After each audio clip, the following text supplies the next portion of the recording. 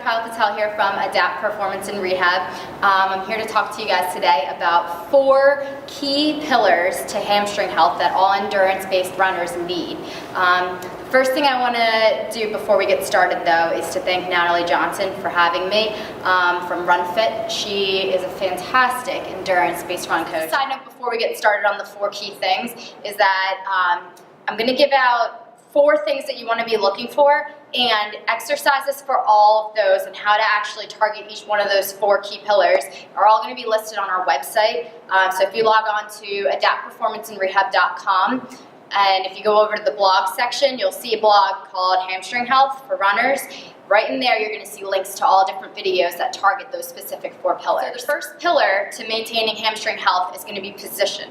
Now, position is super important. It's definitely the first most important thing, because if your hamstrings aren't in a leveraged position to work before you even get started with running, there's no way they're actually going to do their job properly when you do start running. So what I mean by position is, and most people think that the hamstrings start up at the hips. It's actually more where your pelvis is sitting. So the hamstrings are actually going to attach to the bottommost portion of the pelvis. Now, if you find that you kind of start off in a position that tips forward into what we call an anterior pelvic tilt, or even so far back into a posterior pelvic tilt, which we don't actually see very often, then if you start off over here, your hamstrings are actually starting off lengthened as they are. Now, if they're already lengthened, when you go to take a big stride, you're actually overstraining them and you're placing way more stress on it than you might actually want.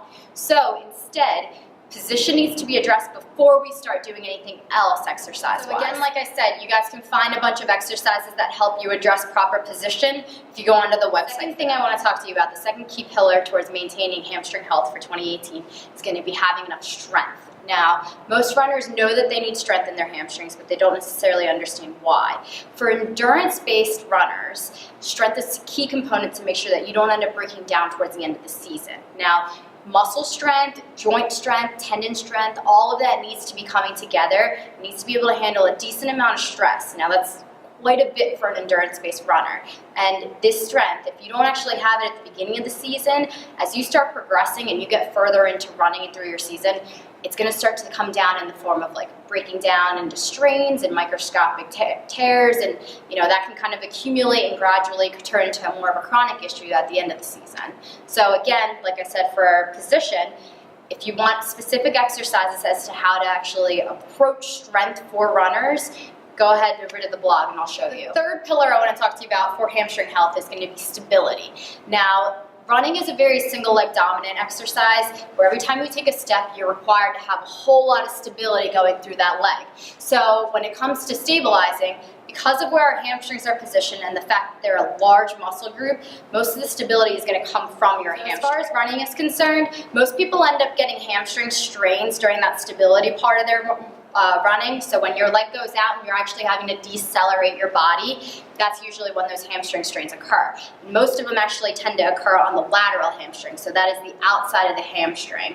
And the reason for this is we find that most people, most humans, are positioned in a way that makes it so that it's easier to engage the lateral hamstring, but it's 20 times harder to actually engage the inside of the hamstring.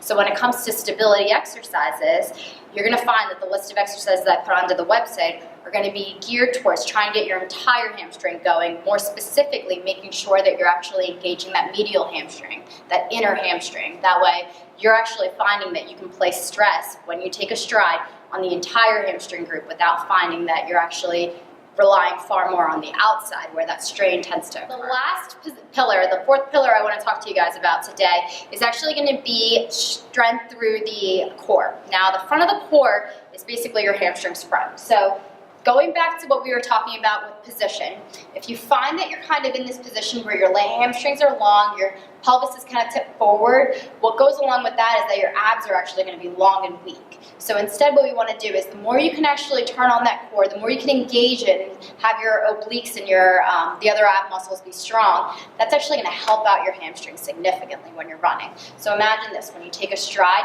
you have your core engaged. If you can feel your rotation through here, keeps your pelvis in a good position to allow your hamstring to be in a good position as well. So The exercises that I'll post online are going to be intended for that exactly. Get your core going so that it actually helps your hamstring out when you start to run, and especially so that it helps your hamstrings out when mile 15, 16, 17 comes around. So there's 4 pillars, 4 key things that you need to remind yourself of as you gear up towards training for 2018 in order to make sure that your hamstrings stay happy and healthy throughout the entire season. Now, like I said, there's a long list of exercises I could give you for each of them. I've actually, rather than doing it through the video, I've gone ahead and put them onto our blog. So again, that link is going to be adaptperformanceandrehab.com/blog. And then when you go over to the blog, you're going to find there's a blog post there for hamstring health. Go ahead and click on that and you'll see a list of all these exercises and YouTube videos as to how to perform them.